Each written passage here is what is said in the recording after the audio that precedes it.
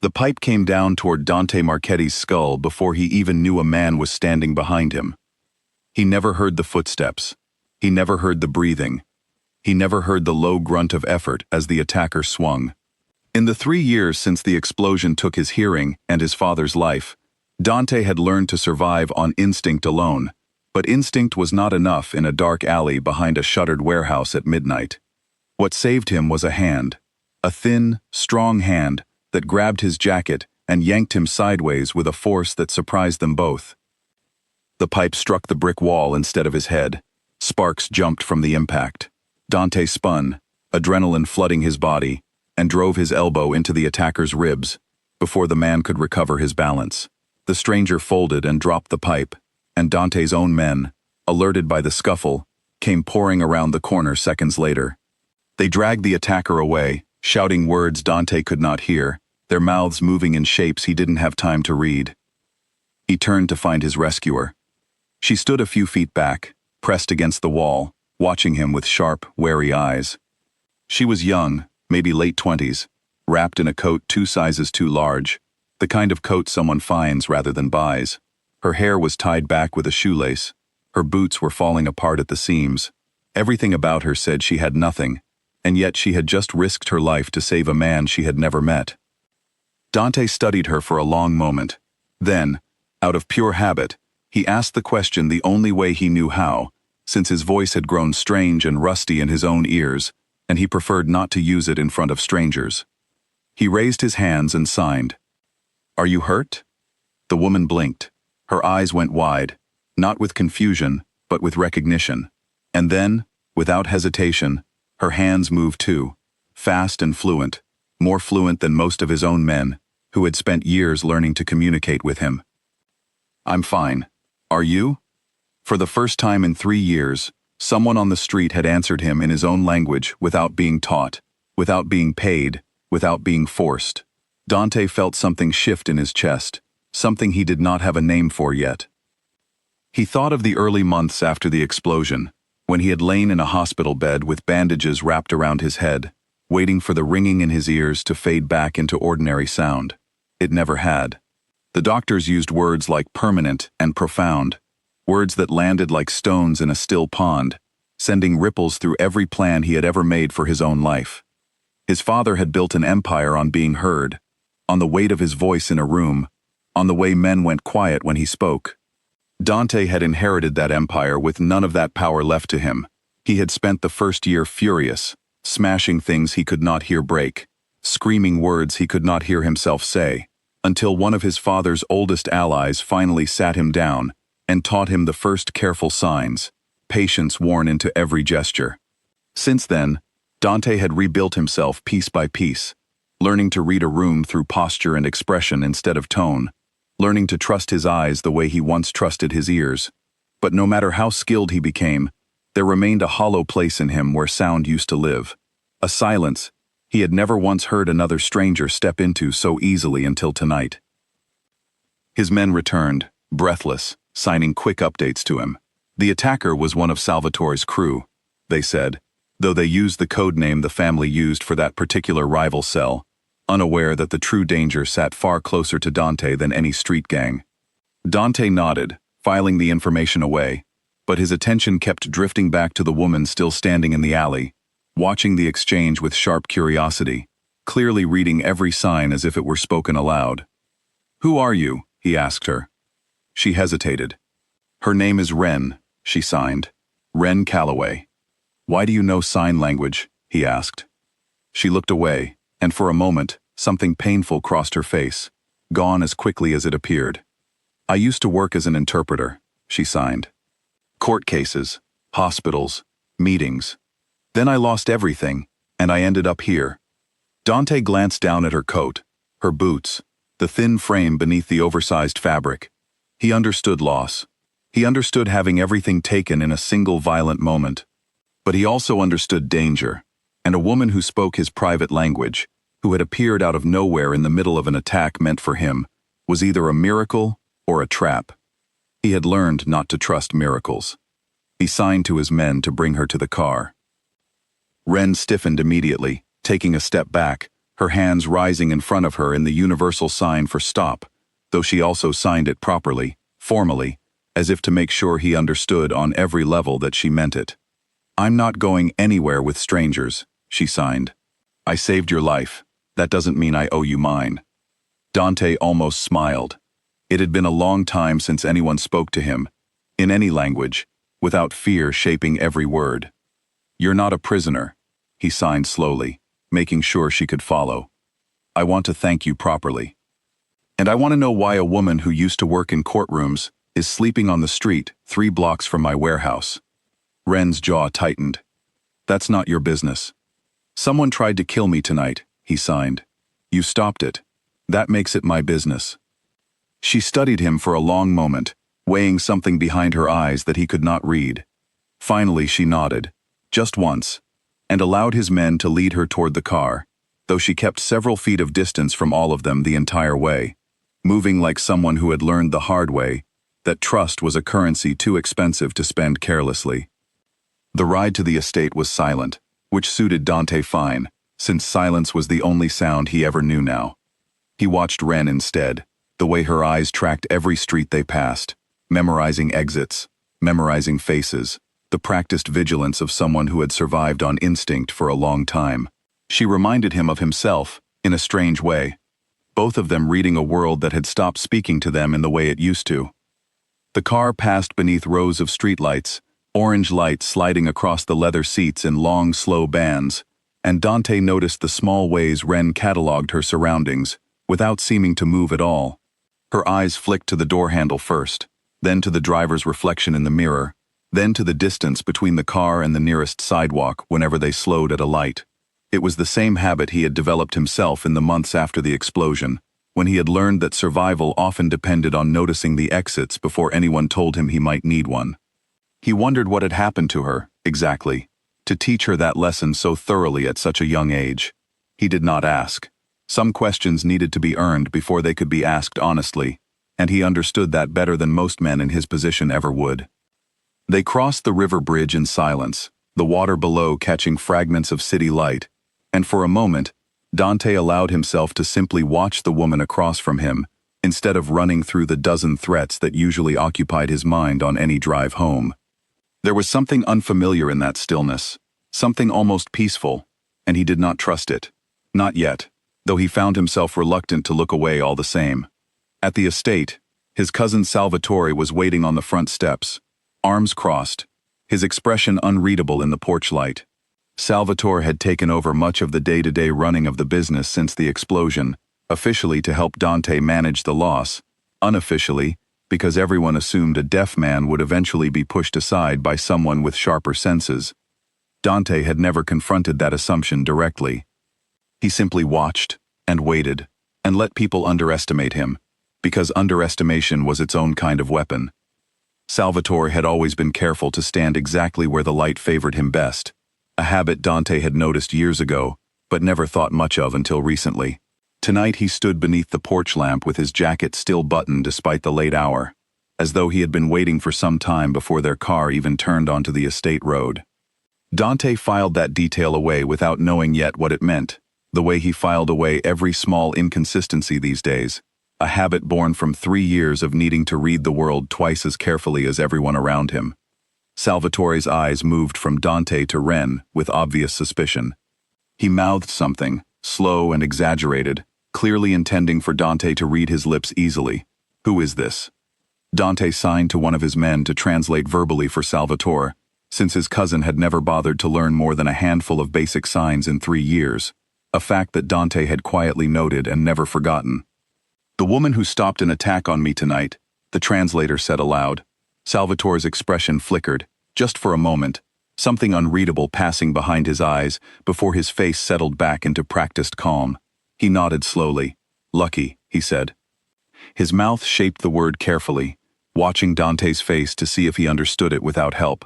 Dante did. Inside the house, Dante led Ren to a private sitting room, away from the eyes and ears of his men, though he no longer worried about ears the way other people did. He gestured for her to sit. She did, perched at the edge of the chair, ready to run if she needed to. "Why were you in that alley?" he signed. I sleep near there most nights, she signed back. It's quiet. Away from the shelters, where things sometimes get taken from you while you're sleeping. I saw the man following you before you turned onto that street. I don't know why I did anything. I could have walked away. But you didn't, he signed. She looked down at her hands, at the fingers that had just spoken more honestly to him than most people managed with their whole faces. I don't know, she signed. Maybe I'm tired of watching bad things happen to people and doing nothing. Dante considered her for a long moment, turning something over in his mind, a plan not yet fully formed, but already taking shape. He had spent 3 years surrounded by men who signed to him out of obligation, who learned his language because their jobs required it, who watched his hands the way soldiers watch their commanding officer, waiting for orders. He had never once had someone sign to him the way Ren did, easily, naturally, like it was simply how she spoke to the world. I want to offer you a position, he signed. Ren's eyebrows rose sharply. What kind of position? My interpreter, he signed. Officially. You would live here. You would be paid well. You would never sleep on the street again. She studied him with open suspicion, the kind of look that told him she had heard offers like this before, offers that turned out to have hidden costs attached. What's the real reason? She signed. Men like you don't offer strangers a home out of kindness. Dante appreciated her directness more than he expected to. You're right, he signed. I don't. Someone tried to kill me tonight, and it isn't the first time since my father died. I need eyes and ears in places I can't reach myself. You know the streets. You know the shelters. You know people who talk freely because they think no one is listening. And you want me to listen for you. Ren signed slowly, understanding dawning across her face. Yes, Dante signed. She sat back in the chair, her expression caught somewhere between offense and consideration. That's not interpreting, she signed. That's spying. Call it whatever you want, he signed. I call it survival. I lost my hearing and my father in the same afternoon. I don't know who ordered it, and no one in this house has found the answer in 3 years. Maybe you can. For a long moment, Ren said nothing at all, her hands still, her eyes distant, as if she were reliving some private memory that had nothing to do with the room they sat in. When her hands finally moved again, they moved slower, more careful, as though she were choosing each word with weight. I've been listening to people talk for months, she signed, in shelters, under bridges, on benches outside train stations. People forget that the homeless are still people with ears. They talk about things in front of us because they think we're invisible. I've heard things, names, places. I never knew what any of it meant until now. Dante felt his pulse quicken, an old, familiar sensation he hadn't felt since before the explosion, the feeling of finally holding a piece of a puzzle that had eluded him for years. What names? He signed. Ren reached into the inside pocket of her oversized coat, and for a moment, Dante's men outside the door tensed, watching through the glass, hands drifting toward their jackets out of pure reflex. But what she pulled out was not a weapon. It was a small, battered notebook, its cover held together with tape, its pages soft and worn from handling. I write things down, she signed, holding it against her chest for a moment, before offering it to him. I didn't know why at first. I just knew some of what I heard felt important. Dangerous, even. Dante took the notebook carefully, as if it might dissolve in his hands. He opened it to the first page, and found handwriting, small and neat, rows of fragments and half-sentences, dates scrawled in the margins, names circled in ink that had faded slightly with time. He could not understand all of it yet, but something in his chest told him that the answers he had been chasing for 3 years were sitting inside these worn pages, carried across the city, inside the coat of a woman the world had decided to stop seeing. He turned another page, and another, watching the same careful handwriting record fragments of conversation from places most people would never think to listen. A man near the old fish market, bragging about a payment that came through a shell company. 2 women outside a shelter, whispering about a boat that left the harbor the same night as the explosion 3 years ago, carrying someone away before the police even arrived. None of it made sense as isolated pieces, but stacked together, page after page, Dante began to see the outline of something much larger than a single attack in an alley, something that had been growing quietly in the underground of his own city, while he had been busy simply learning how to survive without his hearing. He looked up at her. "Will you help me find out who did this?" he signed. Ren held his gaze steadily, no longer looking like a frightened stranger pulled off the street, but like someone who had just found a reason to fight again after a long time of simply surviving. "I'll help you," she signed, "but I want the truth when we find it. All of it, no matter who it points to." Dante nodded once, a promise made in silence, sealed by nothing but the movement of two pairs of hands in a quiet room. Outside that room, Salvatore stood near the window at the end of the hallway, watching the two of them through the gap in the curtains, his face carefully blank, his mind working behind eyes that gave nothing away. He had heard, through the thin walls and the careless words of a guard outside, exactly what Dante had said. A woman who wrote things down, a notebook full of names, fragments that could, if pieced together carefully enough, lead directly back to the docks 3 years ago, and to the man who had planned everything from the shadows, while everyone assumed a deaf boss would be too broken to ever find out the truth. Salvatore turned from the window and walked calmly down the hallway, already composing the message he needed to send before morning, already deciding that the homeless woman with the notebook needed to disappear before she finished reading her own handwriting aloud to the one man in this house who could not afford to remain silent much longer. The first thing Ren noticed about her new room was the silence of it, and how strange it felt to sleep somewhere without the sound of traffic or footsteps or other people breathing nearby. For months, she had grown used to a certain kind of noise, the constant hum of a city that never fully slept, and now she lay awake in a bed softer than anything she had touched in over a year, staring at a ceiling she did not recognize, wondering if she had made a terrible mistake walking into this house at all. She thought about the offer Dante had made her the night before, the strange weight of it, a home in exchange for her ears and her memory. She had spent so long being invisible on purpose, learning to blend into doorways and bus shelters, learning that safety often meant being forgotten by everyone who passed her. Now a man was asking her to be seen again, to matter again, and some small, stubborn part of her was already afraid of how much she wanted that to be true. She finally drifted into a shallow, uneasy sleep sometime near dawn, her body still half braced for danger, even in a bed behind locked doors and armed guards. She had not expected to wake the next morning to the sound of raised voices in the hallway outside her door. She sat up fast, heart pounding, years of instinct pulling her out of sleep before her mind had even caught up. She crossed to the door and opened it a crack, and found two men standing near the top of the staircase, arguing in low, tense tones about something she could not fully hear. One of them was Salvatore.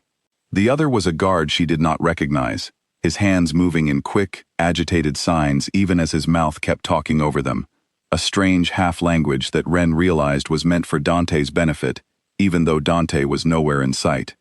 She caught only fragments. Something about a shipment. Something about a name that had come up in a call overnight. Salvatore's face was tight with something that looked almost like fear, quickly smoothed back into calm the moment he noticed Ren's door had opened. He turned and walked away without another word, leaving the guard standing alone in the hallway, looking faintly embarrassed to have been caught mid-argument. Ren closed her door slowly, her mind already working through what she had seen. She had spent enough time on the street learning to read people who did not want to be read, watching faces for the small cracks that gave away more truth than any words could. Salvatore's face this morning had shown fear, and fear was not something men like him showed easily, not unless something had gone badly wrong somewhere they had not expected. She found Dante later that morning in a large study on the ground floor, surrounded by papers and a laptop open to something she could not read from the doorway. He looked up when she entered, his eyes sharpening the moment he saw her expression. "Something happened," he signed, before she had even crossed the room. "I heard shouting in the hallway this morning," she signed back, settling into the chair across from his desk. "Salvatore was arguing with one of your men, something about a shipment and a name that came up overnight. He looked afraid." Dante's jaw tightened almost imperceptibly. "Afraid is not a word I would use to describe my cousin," he signed. "Careful, maybe. Controlled, always. Afraid means something got past his control." "Do you trust him?" Ren asked, watching his hands carefully as they formed the question. unsure if she was overstepping some boundary she had not yet learned the shape of in this strange new household. Dante was quiet for a long moment, his eyes distant, turning something over that he had clearly turned over many times before without ever reaching a comfortable answer. "He has run this business well since my father died," he signed finally. "He has never once tried to take my place, even though everyone assumes a deaf man cannot hold power for long. I want to trust him. I have tried to trust him, but trust is a luxury I stopped affording easily after the explosion." Ren nodded slowly, understanding more than she said aloud. She had learned her own hard lessons about misplaced trust, lessons that had cost her a job, a home, and nearly everything else besides, all because she had believed the wrong person's promises at the wrong moment in her life. She recognized the particular caution in Dante's eyes, the same caution she carried in her own chest every single day.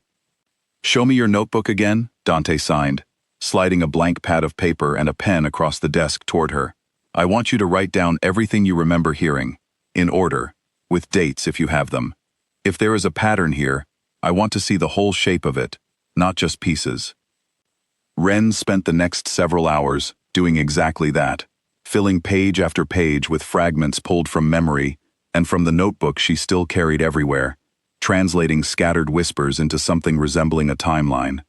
Dante worked beside her in silence, occasionally sliding a question across the desk written on a scrap of paper, occasionally simply watching her work with an intensity that made her skin feel warm despite the coolness of the room. The house around them carried on with its usual quiet routine, guards changing shifts at the gate, a housekeeper moving through distant rooms, the ordinary rhythm of a household that had learned long ago to function without unnecessary noise, out of respect for the man who owned it. Ren found herself grateful for that quiet now, grateful for a place where she could finally sit still long enough to think clearly, without the constant low hum of survival pulling at the edges of her attention, the way it always had on the street. She flipped back through her notebook page by page, cross-referencing dates against the fragments of memory that surfaced as she worked, surprised at how much detail came back to her once she allowed herself the luxury of focus instead of simply enduring each day as it came. By early afternoon, a pattern had begun to emerge, faint but undeniable. Payments moving through a shell company roughly 8 months before the explosion. A boat leaving the harbor the same night the explosion happened, logged under a name that did not match any vessel registered to Dante's family. And scattered throughout, in conversations Ren had overheard in shelters and under bridges over the past several months, a nickname that kept recurring, spoken carefully, always in hushed tones, always by people who seemed to understand it was dangerous even to say aloud. The quiet hand. Dante stared at those 3 words written on the page for a long time after Ren wrote them down. He had heard the phrase before. He signed slowly, years ago, back when his father was still alive, and still ran every meeting personally. His father had used it once, in passing, to describe someone he trusted enough to let handle certain arrangements, without ever needing to explain the details. Dante had been young then, more interested in learning the business than memorizing every name his father mentioned, and the phrase had slipped from his memory entirely until this moment. "Do you know who it refers to?" Ren asked. "Not yet," Dante signed. "But someone in this house might." That evening, Dante called a meeting of his closest men, the small circle who had learned to sign fluently over the past 3 years, the only people in the organization he trusted with anything resembling real information. Salvatore was notably absent, called away on business he described only briefly, before leaving the estate just after sunset, a detail Dante noted carefully without mentioning it aloud. Ren sat quietly near the back of the room, watching the exchange of signs and expressions with the same careful attention she gave to everything, cataloging small details the way she always had, the habit of someone who had learned that survival often depended on noticing what other people missed. The men gathered around the long table in the meeting room, 6 of them in total, each one carrying the particular quiet discipline of people who had spent years learning to communicate with their hands instead of their voices whenever Dante was present. Ren noticed how naturally it came to them now, how the signs flowed between them almost as fast as speech, a testament to how thoroughly they had rebuilt their entire way of working around the man they served. It struck her as a kind of loyalty rarely seen in any workplace she had known before, the willingness to relearn an entire language simply so their boss would never again feel shut out of his own conversations. None of the men recognized the phrase, the quiet hand, though one of them, an older man named Elias, who had served Dante's father for over 20 years, grew unusually still when Dante signed the words to the group. Ren caught it immediately, the way his shoulders tensed, the way his eyes flicked briefly toward the door before returning to Dante's hands. Elias, Dante signed directly to him. You know something. Elias hesitated, clearly weighing loyalty against caution, and for a long moment, Ren thought he might refuse to answer at all. Finally his hands moved, slow and deliberate. Your father used that phrase for someone very close to him, he signed. Someone he trusted enough to handle arrangements he did not want written down anywhere, not even in the ledgers only he could access. I never knew who it was. He never told me.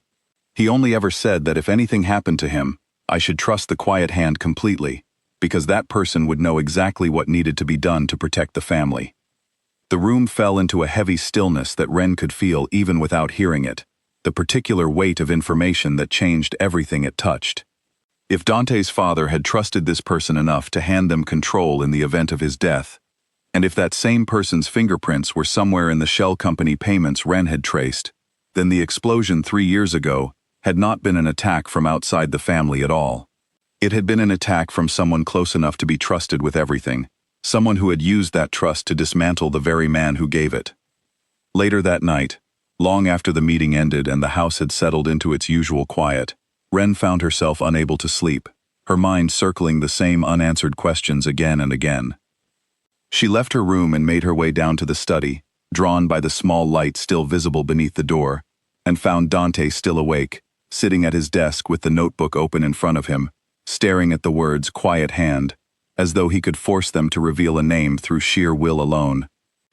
He looked up when she entered, his expression softening slightly at the sight of her, though the tension in his shoulders remained.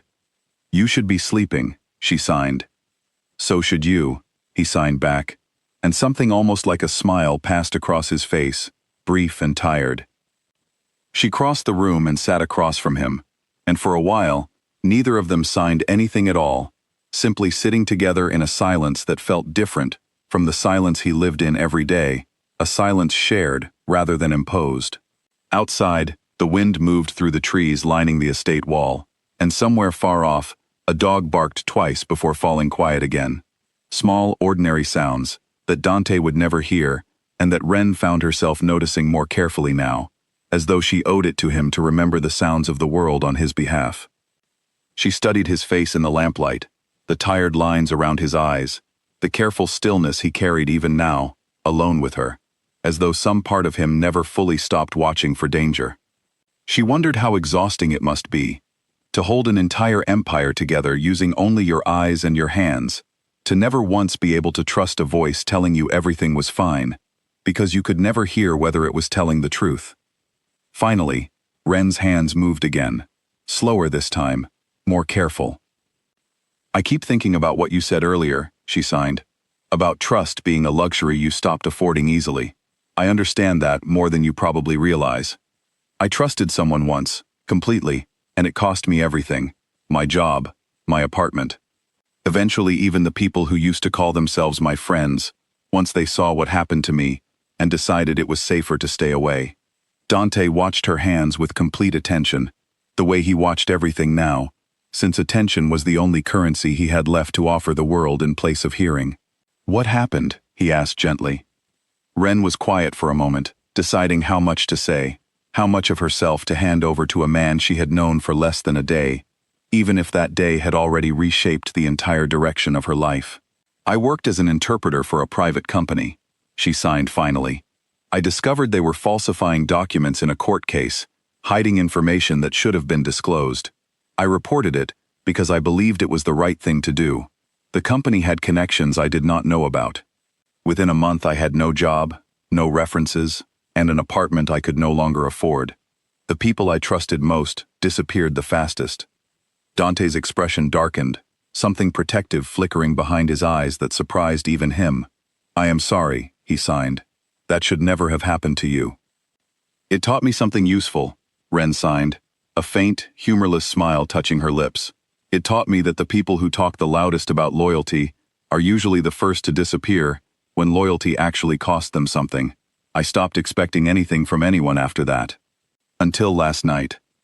Dante held her gaze for a long moment, something unspoken passing between them that neither of them signed into words, though both of them understood it clearly enough. Finally, he reached across the desk and turned the notebook toward her, tapping gently on the words, "Quiet hand." "We will find out who this is," he signed, "together. And when we do, I promise you the truth will not disappear the way your job did, whatever it costs." Ren nodded slowly, something steadying in her chest for the first time in longer than she could remember. She thought of all the months spent believing no one would ever again offer her a promise worth keeping, and here was a man who could not even hear his own voice, offering her exactly that, without hesitation, without demanding anything she was not already willing to give. It frightened her a little, how quickly she had begun to trust him. She had trusted quickly once before, and it had cost her everything she owned.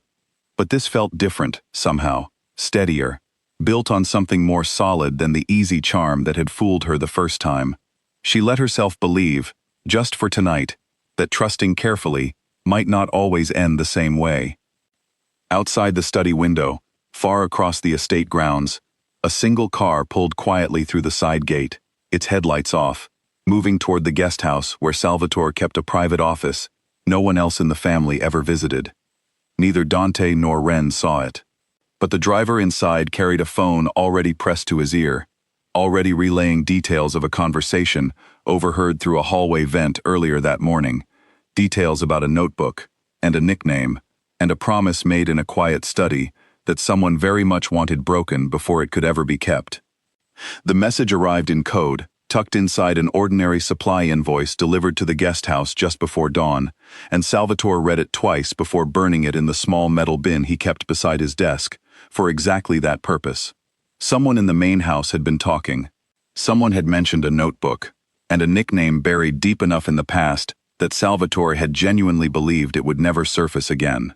He stood at his window for a long time afterward, watching the sky lighten over the estate grounds, turning over the narrow, dangerous choices left in front of him.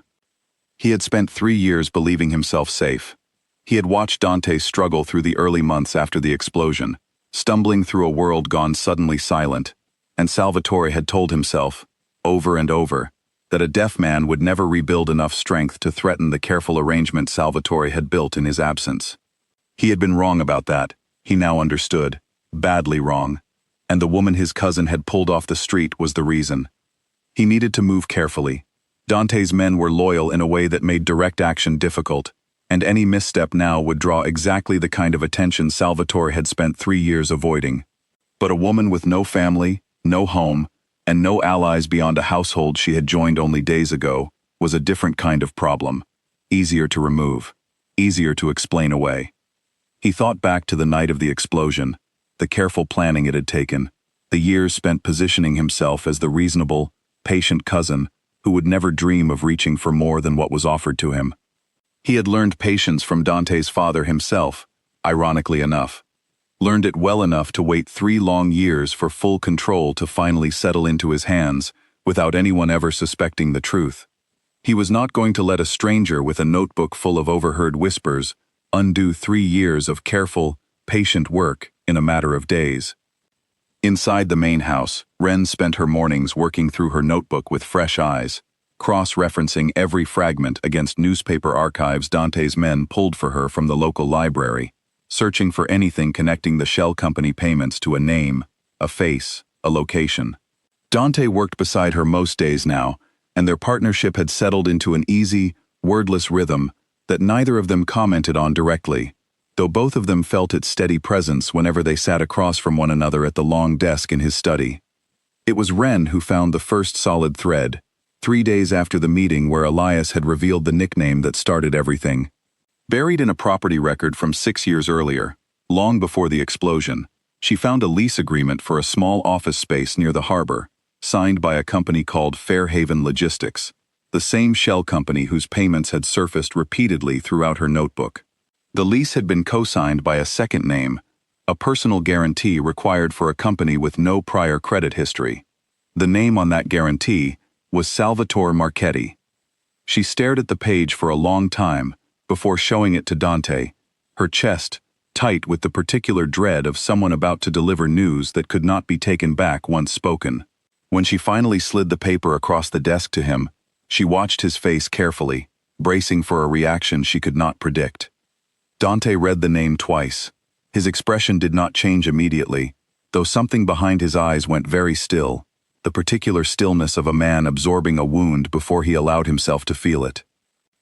This could be a mistake, he signed slowly, though his hands moved without conviction, as though he already suspected otherwise. Salvatore has guaranteed dozens of leases over the years. It is part of his job. Ren nodded carefully, unwilling to push harder than the moment allowed. I know, she signed. I only wanted you to see it. I'm not asking you to believe anything yet. Dante set the paper down and stood, walking to the window with his back to her, his shoulders rigid in a way she had not seen since the night they met. She gave him the space he clearly needed, watching him from across the room, understanding better than most people could exactly what it meant to have a single piece of paper threaten to unravel every relationship you had built your life around. When he finally turned back to her, his hands moved with quiet resolve. We keep looking, he signed, quietly. I want more than one document before I confront my own cousin with something like this. If it's true, I need to be certain, and if it's true, I need to know why, and how far it goes, before I move against him. Dante returned to his desk and sat heavily, his hands resting flat against the wood for a long moment before he looked up at her again. He asked her, slowly, to walk him through exactly how she had found the lease, which archive, which clerk had pulled the record, whether anyone else had seen it besides the two of them. Ren answered each question carefully, understanding that he was not doubting her work, but rather trying to build something solid enough to withstand whatever storm was coming, a foundation strong enough that no one could later claim the evidence had been invented or exaggerated. She respected that instinct in him, the same careful diligence she had once brought to her own work in courtrooms, before the world had taught her how easily diligence could still be punished by people with enough power to ignore it. Over the following days, Ren expanded her search, pulling threads that Dante's men helped her follow through old shipping manifests, financial records, and court filings that had sat forgotten in storage for years. A picture began to take shape, slow and painful, each new document adding weight to a suspicion neither of them wanted to confirm. Fairhaven Logistics had received payments from an account linked to a rival organization 8 months before the explosion. That same account had transferred a final, larger sum 3 days after Dante's father died, the kind of payment that in this world only ever meant one thing: a debt settled for services rendered. Salvatore, meanwhile, grew increasingly watchful around the house, his eyes following Ren whenever their paths crossed, his questions to Dante's men, subtly probing for information about what she and Dante discussed behind closed doors. He was careful never to ask directly, never to show anything beyond ordinary cousinly concern, but Ren felt his attention like a weight settling over her shoulders every time she crossed a hallway or sat in a shared room, and she began altering her own routines without fully deciding to, taking different paths through the house, keeping her notebook on her person at all times, rather than leaving it in her room even for a moment. One evening, nearly a week after the lease document surfaced, Salvatore approached her directly for the first time since the night she arrived, finding her alone in the garden behind the main house where she had taken to walking in the evenings, the open air a welcome contrast to the careful quiet of the study. He kept his distance, his hands in his pockets, his expression arranged into something almost friendly, though Ren had learned enough about reading faces to see the calculation underneath it. "You've become close with my cousin," he said aloud, his mouth moving slowly enough that Ren, who had spent years reading lips as part of her training, understood every word without difficulty. She kept her own expression neutral, years of practice on the street serving her well in this moment. "He's been generous," she said carefully, choosing her words the way she once chose them in courtrooms, aware that every syllable might be weighed and repeated later. "Generosity runs in the family," Salvatore said, his tone light, though something colder moved behind his eyes. "My uncle was generous too, before the explosion. Generosity can be dangerous in this business. It makes people trust too easily." Ren held his gaze steadily, refusing to let him see the way her pulse had quickened. "Is that a warning?" she asked. Salvatore smiled, thin and brief. "Just an observation," he said. "You should be careful what you write down in that notebook of yours. Not everyone in this house wants old history dug up again."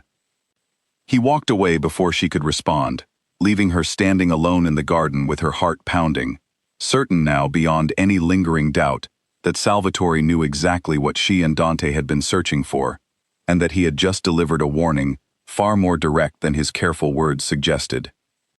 She stood among the rose bushes for a long moment, forcing her breathing to slow, running through everything she had learned about reading danger during her months on the street.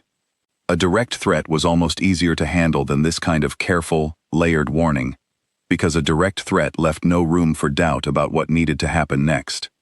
This felt different, deliberately vague, designed to plant fear without leaving anything Salvatore could later be held accountable for. She recognized the tactic. She had seen powerful men use it before, in the courtroom battles that had once been her entire career, always careful to leave themselves an escape route in case their words were ever repeated back to them. She found Dante immediately, her hands shaking slightly, as she recounted the conversation, signing quickly, urgently, watching his face darken with each word. When she finished, he was quiet for a long moment, his jaw tight, his eyes distant with the particular fury of a man forced to confront a betrayal he had spent years refusing to see clearly. "He knows," Dante signed finally, "which means we no longer have the luxury of moving slowly." That night, Dante gathered his most trusted men again, Elias among them, and laid out everything Ren had uncovered over the past week. The lease, the payments, the timeline that placed Salvatore's fingerprints on every stage of the plot that had killed Dante's father and left Dante himself deaf and grieving for 3 long years. The men listened in heavy silence, several of them visibly shaken, their loyalty to the family colliding hard against the evidence laid out in front of them. "We need proof strong enough to act on," Elias signed carefully, watching Dante's face for reaction. "Suspicion is not enough in this business. If we move against Salvatore without certainty, and we are wrong, it will tear this family apart faster than any rival ever could." Dante nodded slowly, understanding the weight of that caution even through his anger. "Then we get certainty," he signed. "Ren, is there anything else in your notebook we haven't traced yet?" Ren flipped through the worn pages once more, her mind racing back through months of overheard fragments, searching for anything they might have overlooked in their focus on the financial trail. Her hand stopped on an entry near the middle of the book, a fragment she had recorded months earlier, without understanding its significance at the time. A conversation overheard outside a shelter between 2 men discussing a woman who had once worked inside the family's accounting office, a woman who had disappeared shortly after the explosion and never been heard from again. "There was a bookkeeper," Ren signed slowly, "someone who worked for your father. The men I overheard said she vanished right after the explosion. If she handled the real records, she might know exactly who authorized those payments to Fairhaven Logistics." Dante's eyes sharpened with sudden focus. "Do you have a name?" he asked. Ren shook her head. "Only a nickname. They called her the record keeper. But if she's still alive, she might be the one person who can prove all of this beyond any doubt." Elias stirred at that, his expression shifting into something between recognition and dread. "I remember a bookkeeper," he signed slowly. "A quiet woman, kept mostly to herself, handled the private ledgers your father never let anyone else touch. I always assumed she left the city after the explosion, frightened like everyone else was in those first months. I never thought to look for her again." Elias rubbed a hand across his jaw, clearly digging through old memories he had not touched in years. "She kept to herself," he signed slowly. "Never came to family gatherings, never spoke much, even to the men she worked alongside every day. Your father trusted her, precisely because she never asked questions about anything beyond the numbers in front of her. If anyone knows where that money truly went, and who signed off on moving it, it would be her." "Find her," Dante signed to the room, his hands moving with the sharp, decisive authority Ren had not yet seen from him until this moment, the authority of a man finally stepping fully into the role his father had left behind. Quietly. "If Salvatore learns we are looking for her before we find her, she may not survive long enough to tell us anything at all." The men dispersed to begin the search, leaving Dante and Ren alone in the study once more, the weight of everything they had uncovered settling heavily over the room.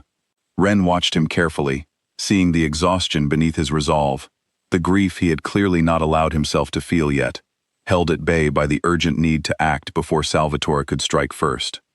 "I'm sorry," she signed gently. "I know this isn't what you wanted to find." Dante was quiet for a long moment, his eyes distant.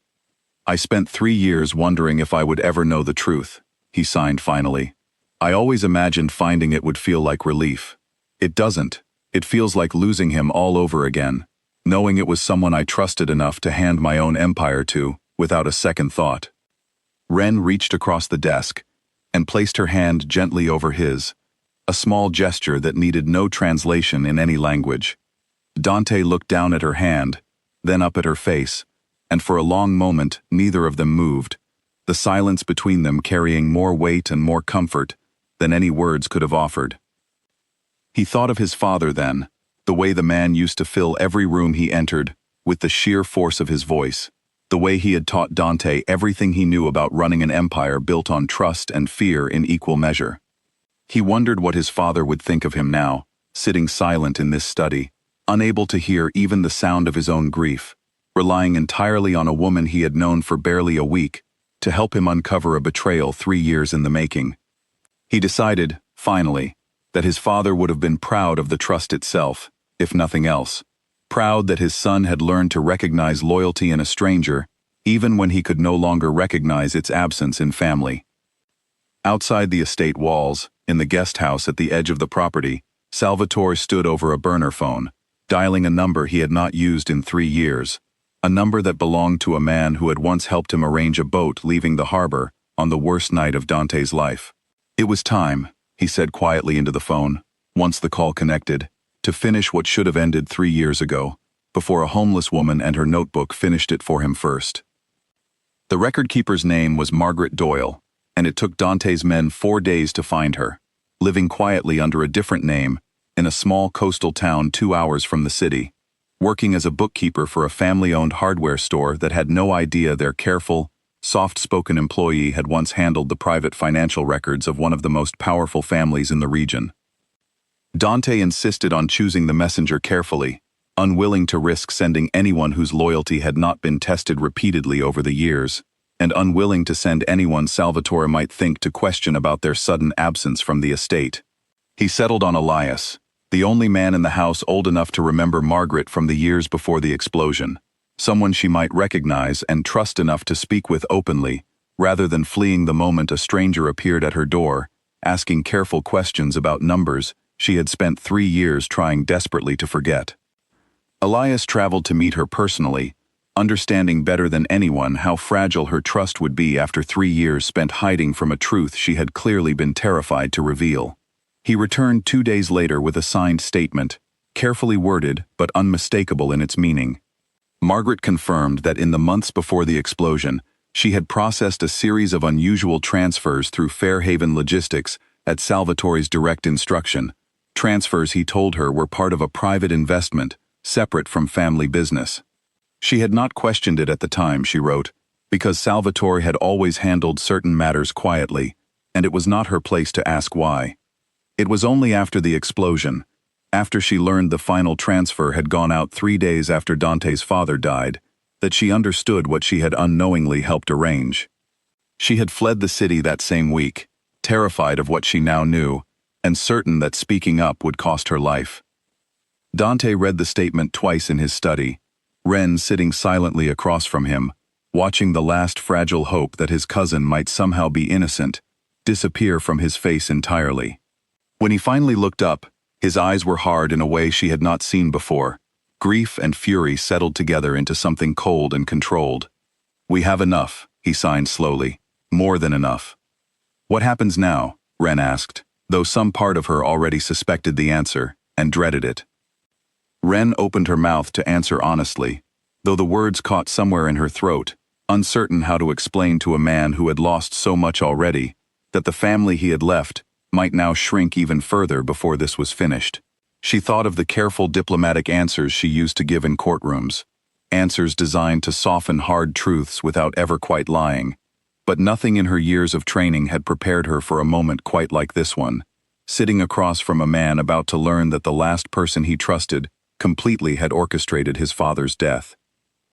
Before Dante could respond, the study door opened without warning, and Salvatore stepped inside, his expression calm, though his eyes moved quickly across the desk, taking in the papers spread across its surface, the statement still open in Dante's hands.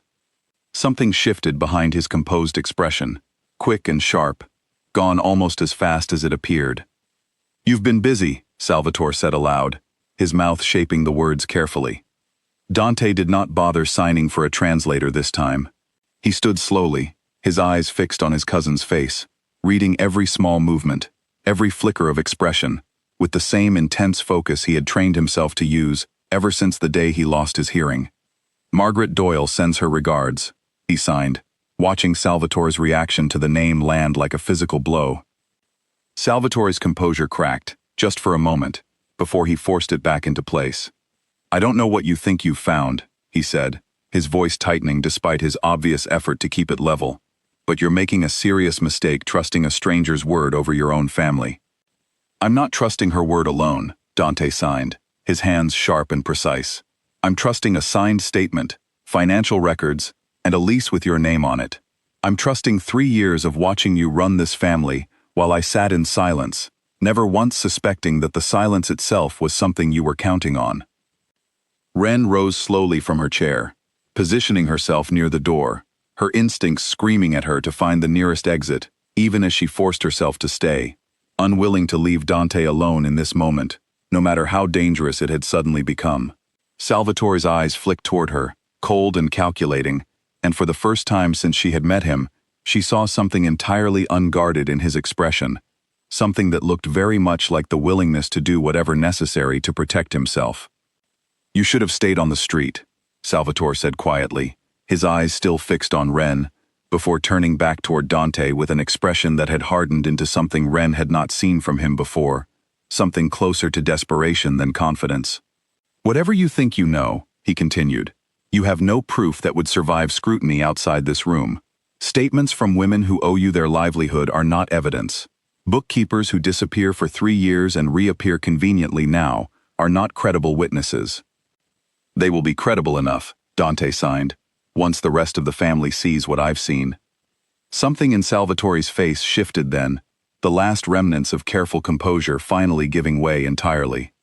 He glanced once more toward the door, calculating, and Ren realized with a sudden lurch of fear that he was not planning to argue his way out of this confrontation. He was planning to escape it, and he was not going to leave loose ends behind him if he could help it. Salvatore moved fast, faster than Ren expected from a man who had always seemed so carefully controlled, crossing the room toward the desk where the signed statement and financial records still lay spread across the surface. Dante moved to block him, and for a brief, chaotic moment, the two men grappled near the desk, papers scattering across the floor, the desk lamp crashing down and shattering against the hardwood. Ren shouted for the guards stationed outside the door, though she knew Dante could not hear her voice even as she called out, and she lunged forward instead, grabbing at Salvatore's arm in an attempt to pull him away from his cousin. Salvatore shoved her hard, and she stumbled backward, catching herself against the edge of the desk as the door burst open and 2 of Dante's guards rushed inside, pulling the 2 men apart before the confrontation could escalate further. Salvatore stood breathing hard, his carefully maintained mask completely gone now, replaced by something raw and furious. "This isn't over," he said, his voice low, meant only for Dante and Ren to hear, though the guards holding his arms clearly caught every word as well. He was escorted from the room, still protesting his innocence, still insisting the evidence against him was manufactured, though his eyes told a different story entirely, one Ren recognized immediately from years spent reading faces that tried desperately to hide the truth behind them. Once the door closed behind him, Dante sank back into his chair, breathing hard, his hands trembling slightly as he gathered the scattered papers back into some semblance of order. The room around them looked like the aftermath of a storm, papers scattered across the floor, the broken lamp still smoking faintly where it had shattered against the hardwood, the desk chair overturned in the scuffle. Ren surveyed the damage briefly before her attention returned fully to Dante. The papers and broken glass suddenly meaningless compared to making sure the man in front of her had not been seriously hurt in the struggle. Ren knelt beside him, checking for injuries, relieved to find nothing worse than a torn sleeve and a scraped knuckle from the brief struggle. "Are you all right?" she signed, once she had his attention again. Dante nodded, though something in his expression remained distant, lost somewhere in the wreckage of a relationship that had just collapsed entirely in the space of a few violent minutes. "I need to decide what happens to him now," he signed slowly. "There are ways this business handles betrayal. None of them are pleasant. All of them are final." Ren hesitated before responding, unsure how far she had the right to weigh in on decisions that belonged to a world she still barely understood, despite everything she had helped uncover. "Whatever you decide," she signed carefully, "make sure it's justice, not just anger. You've waited 3 years for the truth. Don't let the last few minutes decide everything you do next."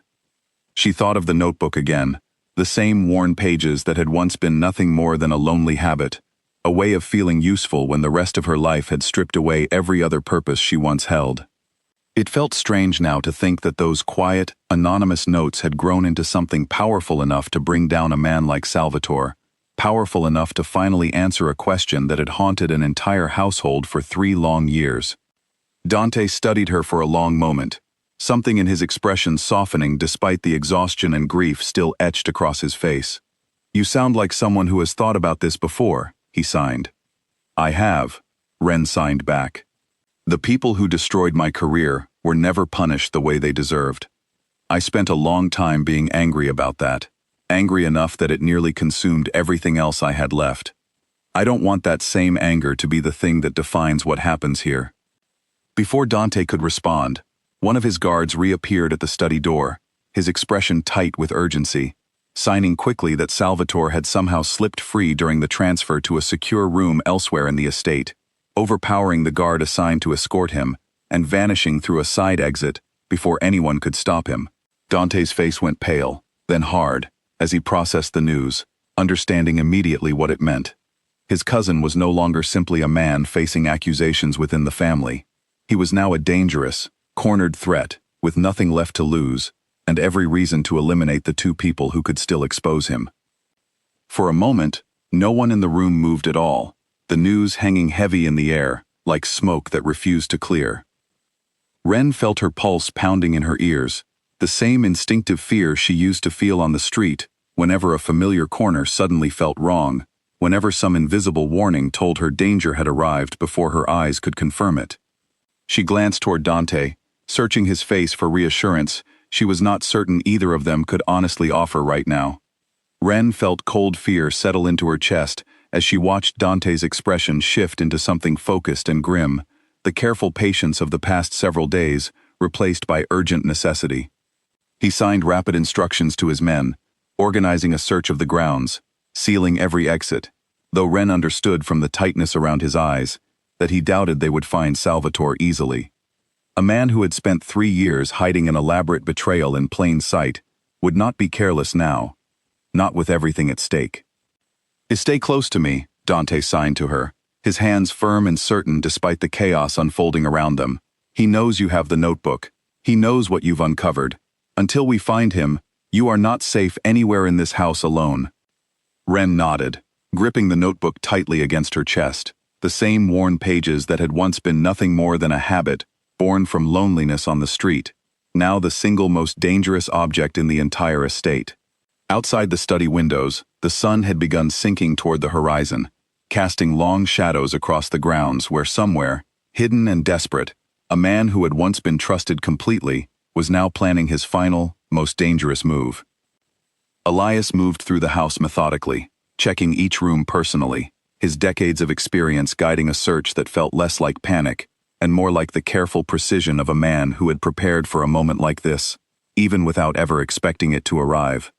He paused briefly in the study doorway to update Dante on the search, his hands moving with grim efficiency, confirming that every exit had been sealed and every guard doubled at his post for the remainder of the night.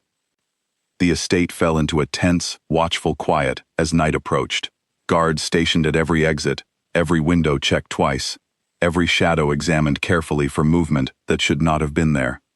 Dante kept Ren close throughout the evening, refusing to let her out of his sight even for a moment, his usual calm replaced by a coiled, protective vigilance that spoke louder than any words could have.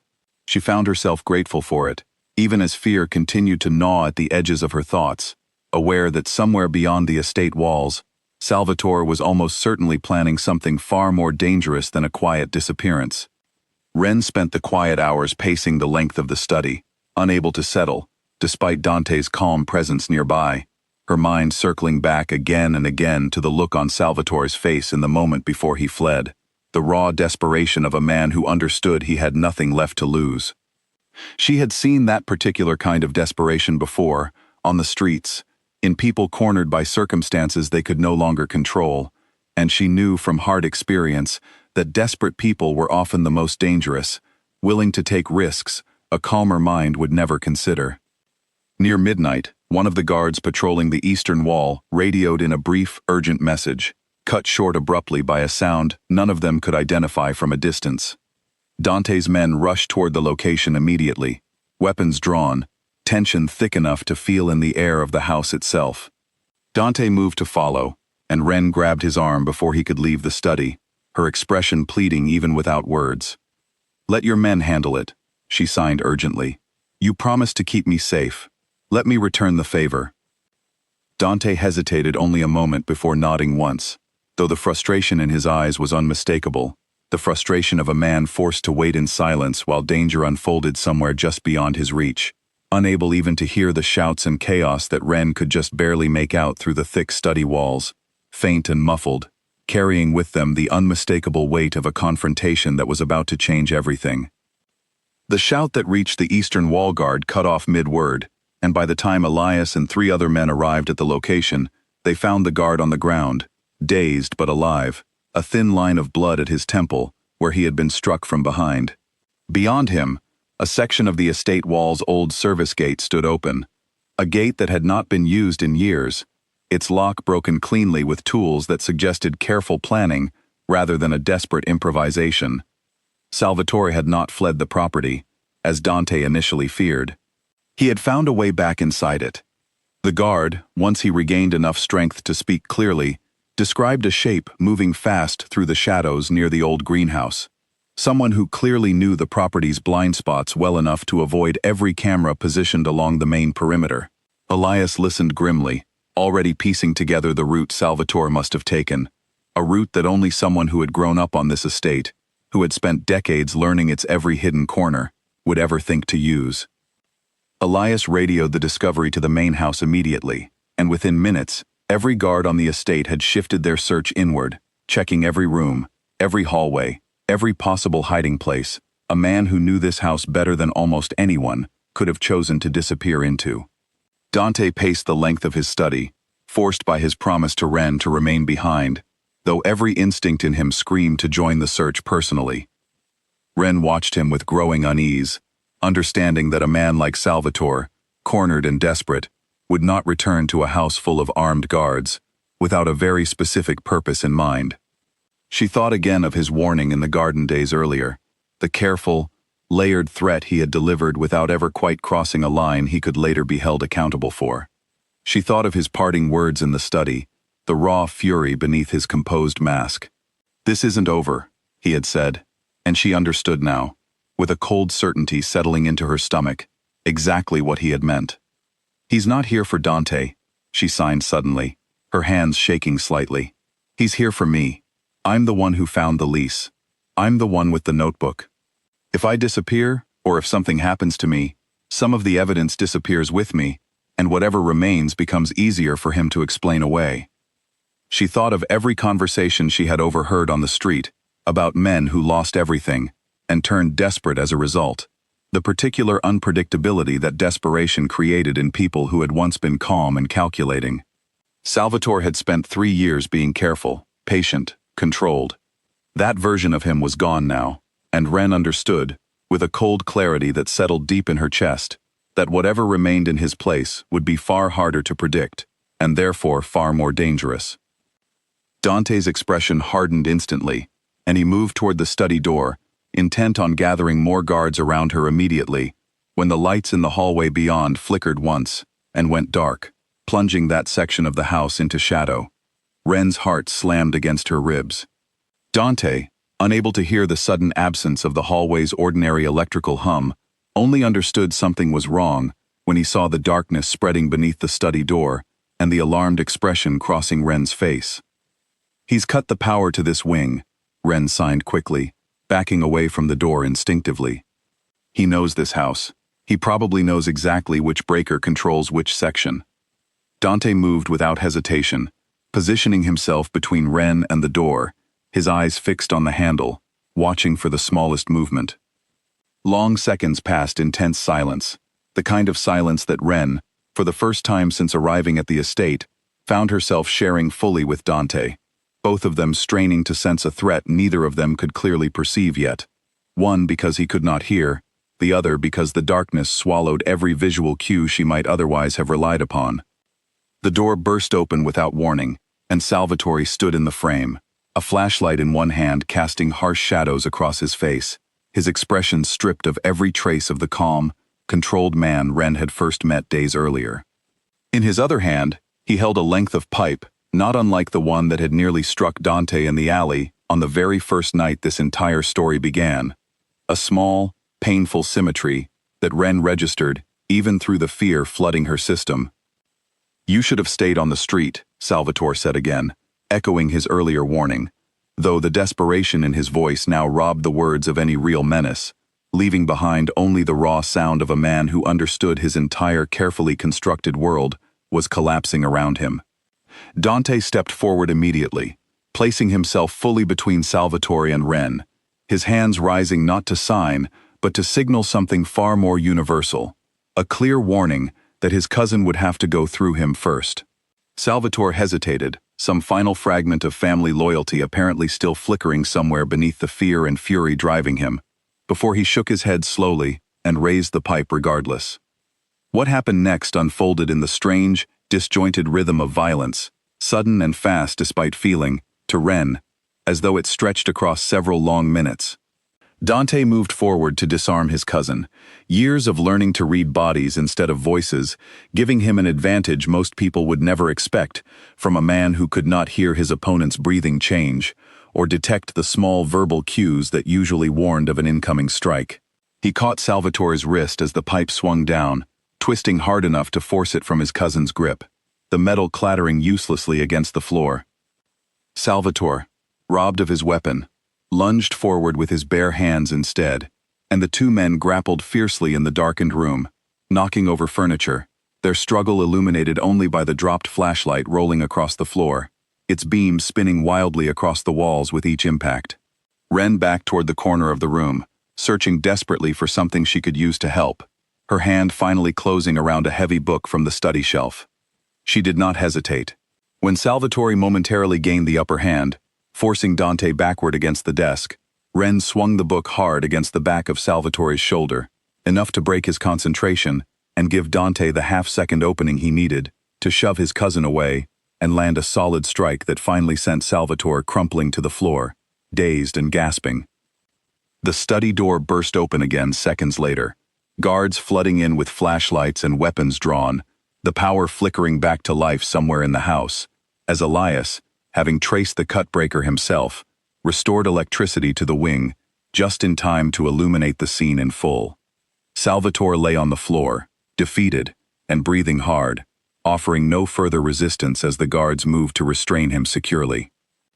Dante stood over his cousin for a long moment, breathing hard himself, his knuckles scraped, his shirt torn at the collar, staring down at the man who had once been like a brother to him, who had orchestrated his father's death and 3 years of his own suffering, rather than ever risk losing the power he had quietly stolen. There was no triumph in Dante's expression, only a deep, exhausted grief finally allowed to surface now that the danger had passed. Ren moved to his side, and Dante turned to her immediately, his hands checking her carefully for injury, relief flooding his face when he found none. "Are you hurt?" he signed, his hands slightly unsteady from the adrenaline still coursing through his body.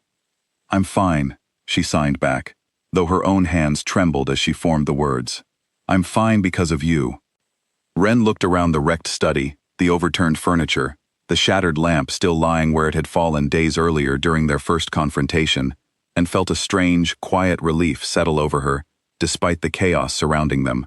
Whatever came next, the truth was finally fully exposed, no longer something hidden in fragments of overheard conversation or buried in old financial records, but something undeniable, standing plainly in the light for everyone in the house to witness. Around them, the guards worked quickly to secure Salvatore, who had fallen silent now, all his careful arguments and desperate warnings finally exhausted, replaced by the hollow stillness of a man who understood there was nothing left to say that could change what was coming. Elias approached Dante slowly, his expression heavy with the particular sorrow of watching a family torn apart from the inside, and signed a quiet question about what should happen next, how this matter should finally be resolved. Dante looked down at his cousin for a long moment, considering every possible answer, weighing 3 years of grief and betrayal against the values his father had always tried to instill in him, even in a business built on hard and often brutal choices.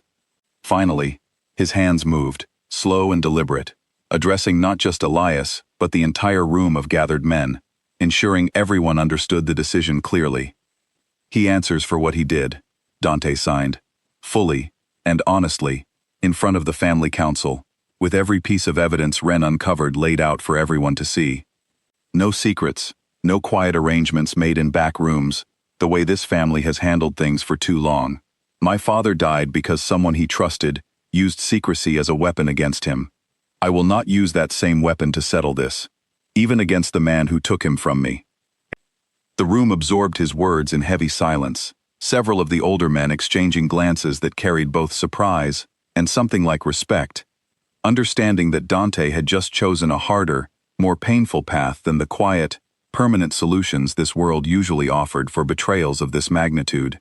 Salvatore, still restrained on the floor, said nothing at all, though something in his expression suggested he had expected far worse from the cousin he had wronged so completely.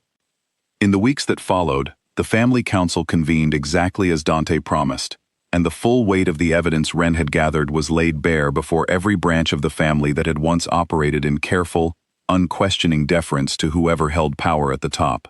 Salvatore's role in the explosion that killed Dante's father was confirmed beyond any remaining doubt, and the consequences that followed, while severe, were handled with a transparency the family had never practiced before, a new precedent Dante insisted upon from the very first meeting he chaired as its undisputed and fully legitimate leader. The council meetings themselves stretched across several tense days. Older relatives who had known both Dante and Salvatore since childhood, forced to reckon with a betrayal that none of them had ever imagined possible from a man they had watched grow up within the very walls where his crime was finally exposed. Some wept openly, others sat in stony, disbelieving silence. But no one challenged the evidence itself, laid out so thoroughly and so carefully that even the family members most inclined toward denial found themselves unable to argue against it. Margaret Doyle, no longer forced to hide under a different name, returned to the city with an offer of protection extended personally by Dante, along with a formal acknowledgement of the courage it had taken her to finally speak the truth, after 3 years of silence born from fear. Elias, whose loyalty had never wavered even when the truth threatened to shatter everything he believed about the family he served, stood beside Dante throughout every difficult meeting, a steady presence that reminded everyone watching exactly what real loyalty looked like, compared to the counterfeit version Salvatore had offered for so many years. Ren remained at the estate throughout it all, no longer simply an interpreter hired to translate signs into sound for the benefit of others, but something the household had quietly come to recognize as essential to Dante himself, a partner whose sharp instincts and quiet courage had done more to protect the family than perhaps anyone else within its walls. She continued to carry her worn notebook, though its purpose had changed entirely from the anxious habit of a woman with nothing left to lose into something closer to a symbol, a reminder of exactly how much one person's quiet attention to the world around her could accomplish when everyone else had stopped truly listening. On a quiet evening several weeks after the confrontation in the study, Dante found Ren sitting in the same garden where Salvatore had once delivered his careful, veiled threat, the roses in full bloom now under the soft evening light. He sat beside her without a word, And for a long while, neither of them signed anything at all, content simply to share the silence together. A silence that had once felt like a prison to Dante, and now felt, in her company, like something closer to peace. Finally, his hands moved, slow and thoughtful. I used to think losing my hearing was the worst thing that could have happened to me, he signed. It took away my father's voice, my own voice, everything I thought made me capable of leading this family the way he once did. Ren watched his hands carefully, waiting for him to continue, understanding that this was a thought he had clearly carried for a long time before finally finding the words, or rather the signs, to share it aloud. But it also taught me to see things other people miss, he continued. It taught me to trust people by watching what they do instead of listening to what they say.